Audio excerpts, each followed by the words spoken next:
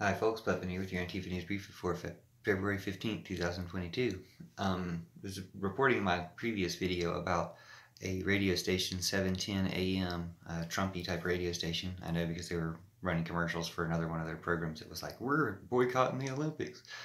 And this Trumpy radio station had some special guests on. I was mentioning in the other video the guest who was talking about promoting Mike Pompeo or some other Republicans as their presidential candidate because they're abandoning Trump, or they know he's going to be in jail. He should be in jail. That's what the other one was about, is he should be in jail. This is about some right-wing reporting and about Putin, because yesterday, the same channel, when I checked in on it, 710 AM, AM 710, I think it's KNUS or KZUS, I forget how they call it, but this channel had a expert talking about how Putin's goals, talking about the threat of Putin in Ukraine. Now, thankfully, Putin has drawn down some forces in Ukraine, so maybe they're sorting that out peacefully and there's not going to be an invasion. But that's good news today. But yesterday, when they're still talking about how great the threat is, this guy was addressing Putin's overall goals, which is to drive NATO apart, to diminish, our influence, to diminish various NATO countries' influences and power, to destroy our countries if he possibly can. And this expert is saying on the right-wing radio station that they know Putin influenced the 2016 election. They know Putin influenced the Brexit. Now, when you think about it, Putin didn't just influence those, like I want to have some influence with the winning side. He influenced entirely on one side, pro-Trump and entirely pro-Brexit.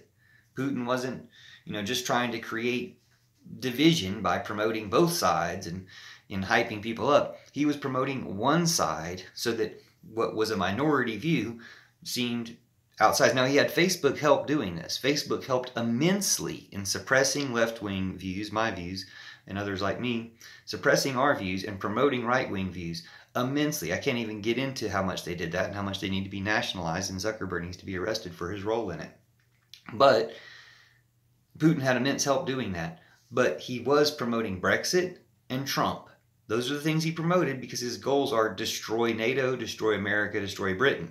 And you know what happened in with what's his name, Boris Johnson in Mr. Humbug in the UK. They're all full of it. Now, Putin did the same thing promoting Bolsonaro in Brazil through Facebook and Twitter, and got Bolsonaro elected. Now, they're prosecuting him for genocide and war crimes. We need to be doing that against Trump, and you probably need to do that against Bolsonaro. But the point here is that Putin had these goals, and they're admitting on right-wing radio that Putin had these goals. They didn't get into those specifics, but they mentioned that he wanted to destroy our elections and democracy. He wanted to drive NATO apart. Well, he succeeded in getting Brexit to go through. That's Putin's wishes. Now, if you don't believe me in these claims that Putin controls Facebook, controls Trumpers, controls Brexiteers, controls all the right wings of the West, just test it with a Trumper. The next time you're frustrated talking to a Trumper in comments on social media, ask them how they feel about Putin. They'll be 100% pro-Putin. So you can tell that it's all the same strain, it's all the same thing, and it's all the same mechanism.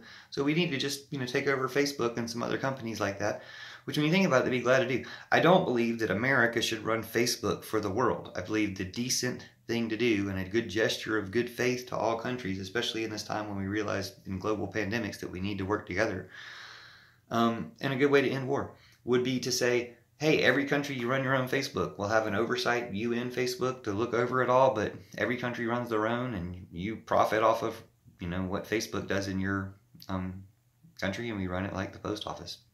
Anyway, thanks for watching and sharing. Hopefully Putin's power is diminishing, mostly because the Russian people can wake up and overthrow him, or just elect somebody else, democratically overthrow him, if that's possible. But we want to democratically overthrow people in our country and get Bernie or AOC or Stacey Abrams or somebody in our country to do.